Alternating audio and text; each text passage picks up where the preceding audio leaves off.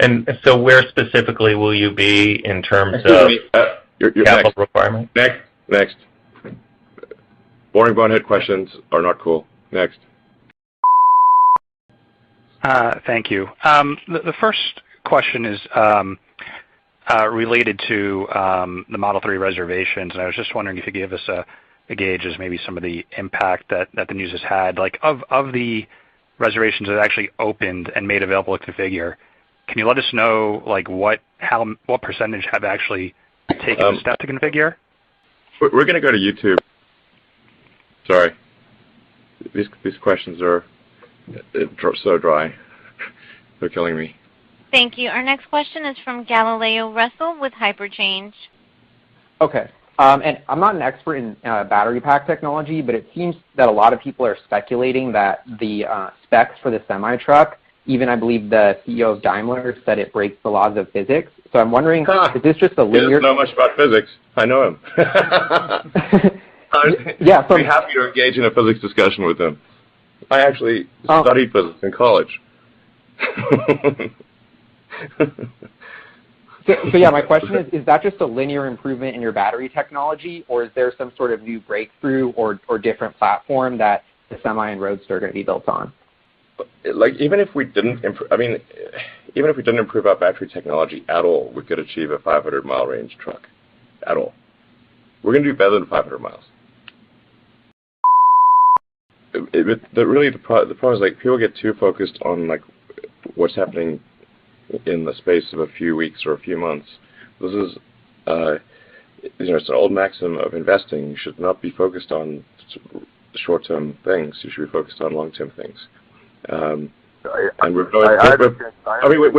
no interest. We have no interest in satisfying the desires of day traders. Like, couldn't care less. Please sell our stock and don't buy it. I completely understand your frustrations, and I'm frustrated too on how myopic we are right now. They also say that great years are made out of quarters, and great decades are made out of years. So everyone's short-term focused in some ways, and volatility has a way of shaking people out, even that are strong and want to be there. And so, okay. And anything you can do to help in the near term on that, I think is helpful for the sub. That's it. I think that if people are concerned about volatility, they should definitely not buy our stock. I am not here to convince you to buy our stock. Do not buy it if volatility is scary. There you go. I got this like laughable lawsuit recently from some company ironically called Nikola. It's like Nikola is suing Tesla. That's hilarious. Fate loves irony. But they're like suing us because the way the trucks look, which is absurd. Nobody's buying a semi-truck because of the way it looks, or because it's got like a wraparound windshield or whatever. Please. First of all, I think modes are lame. They're like nice in sort of quaint, vestigial way. But like if your only defense against like invading armies is a moat, you will not last long. What matters is the pace of innovation. That is the fundamental determinant of competitiveness. And for any given company, if the rate of innovation, let's say, like, competitors, maybe they come out with something new every 6 years. We're maybe every 2 to 3 years. So if our innovation is, let's say, twice that of any given competitor, then it is simply, this is true of generally of companies in any industry. Whichever company has the highest rate of innovation, unless that company is actively killed by its competitors in some way that's nefarious, or shoots itself in the foot, it will at some point exceed those competitors. Like, this was obvious that this would occur with Amazon and Walmart, because Walmart's rate of innovation was negligible, and Amazon's was very high. The outcome was obvious a long time ago. I was wondering, with Waymo's plans to launch an autonomous taxi service in limited markets this year, if you could give us an update on the Tesla network and any details surrounding the launch date or geographic rollout. Thanks. Sure. So, thank you for an interesting question. the long-term goal, where things are obviously evolving towards is a shared electric autonomy model.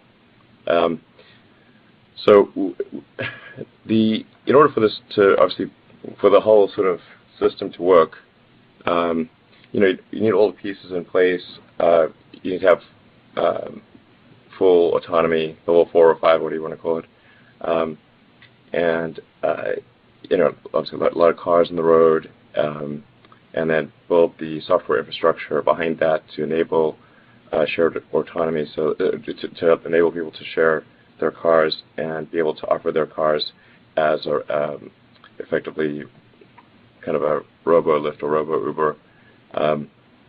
It's sort of like a combination of, like, I guess, Uber, Lyft, and Airbnb type of thing, where you can own your car and have 100% usage of autonomous electric car. You can say it's available generally to anyone who wants to use it when you're not using it. You can recall it at will. You can restrict usage to only friends and family or only users who are 5-star.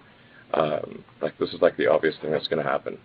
But in order for that to be in place, we have to obviously solve full autonomy. We're making really good progress on that front.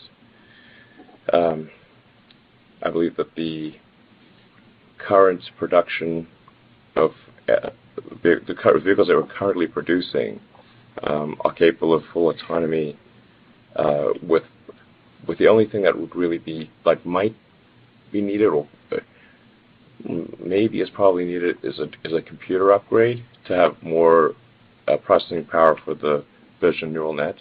But that's a plug-in replacement, a thing that can be done quite easily. So I think we're really well positioned and building the foundation for having millions, ultimately tens of millions of shared autonomous electric vehicles, which you can, like I said, decide not to share if you don't want to.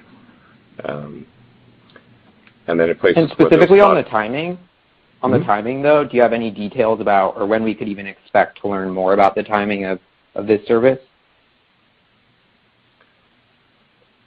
Well, the hardest thing to predict about the timing is regulatory approval. The thing that's tricky with autonomous vehicles is that autonomy doesn't reduce the accident rate or fatality rate to 0. It improves it substantially, but the reality is that even though we think autonomy, even the current autonomy reduces the probability of a death by 50%, which would be incredible, because it's like, if applied broadly, there's over 1 million, I think 1.2 million automotive deaths per year. And how many do you read about? Basically, none of them. However, but if it's an autonomous situation, it's headline news. And the media fails to mention that actually they shouldn't really be writing the story. They should be writing a story about how autonomous cars are really safe, but that's not the story that people want to click on. So they write inflammatory headlines that are fundamentally misleading to the readers. That's really outrageous. So, and this would be true even if electric cars were, if autonomous cars were 10 times safer, so that instead of 1 million deaths, you had 100,000 deaths. There's still going to be, people who will still sue and say, hey, you're responsible for the death here. And it's like, well, the 90% of people who didn't die are not suing. They're still alive. They just don't know it. So we got to deal with that, and then obviously regulators respond to public pressure and the press. So if the press is hounding the regulators, and the public is laboring on misapprehension that autonomy is less safe because of misleading press, then this is where I find the challenge of predicting it to be very difficult.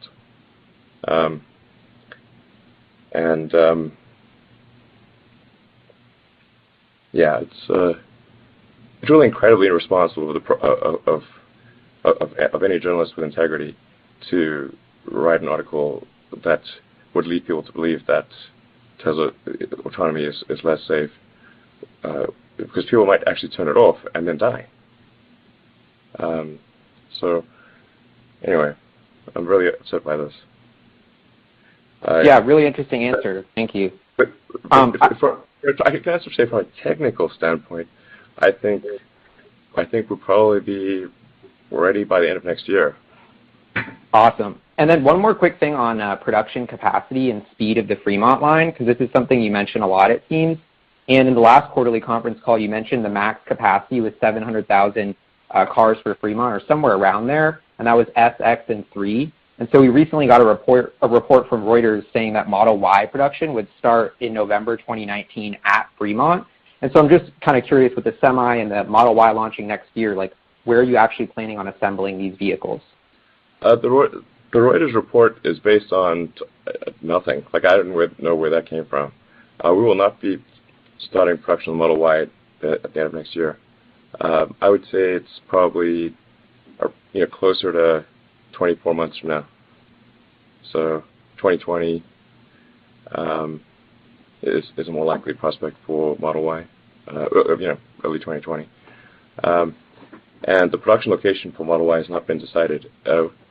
We're really crowded here at Fremont. I don't know where we put the Model Y production. So it's difficult to imagine that. We just could not fit the Model Y production at Fremont. We're jammed to the gills here. So one thing I know for sure is not here. It is crazy packed, and we'll try to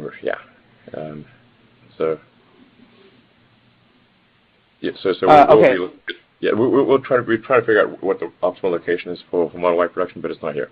Not here at Fremont. Okay. Awesome. Great stuff. So I'm also wondering, are you guys going to let Porsche beat you to market with a 350 kilowatt-hour supercharger? Because I know you've mentioned, E3. We'll keep going until the questions are not boring.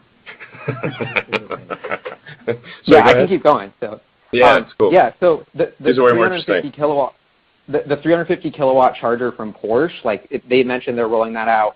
On the last call, JB seemed to indicate that you guys were sort of going to keep the status quo with your supercharger technology, but Elon, I know you've mentioned that there is a V3 supercharger, so I'm just trying to get some clarity on whether you will be improving your supercharger technology or not, and if there is a V3.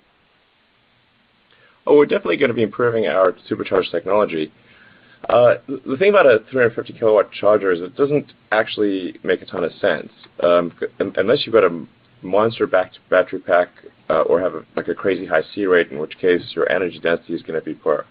So it's kind of cockamamie.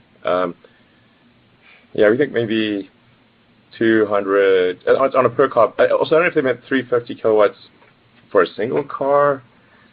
That's really pretty. You're gonna frag the battery pack if you do that. There's no you cannot charge a high energy battery pack at that rate unless it's a very high kilowatt hour battery pack. So something along the I think I don't know, JB, like a couple hundred, 200, 250 maybe. Yeah, I mean that's definitely sort of power level that we've discussed and explored, and some of it also comes down to an optimization around utility versus cost and trade-offs in the car itself.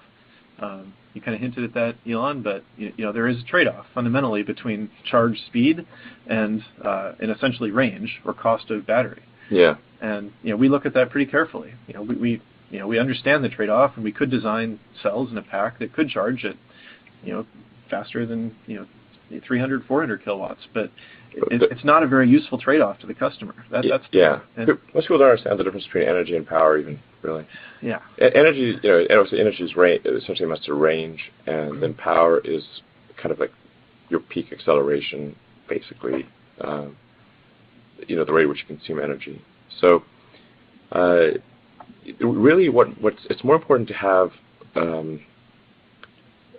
It's more important to have long range than it is to have a super fast charge time.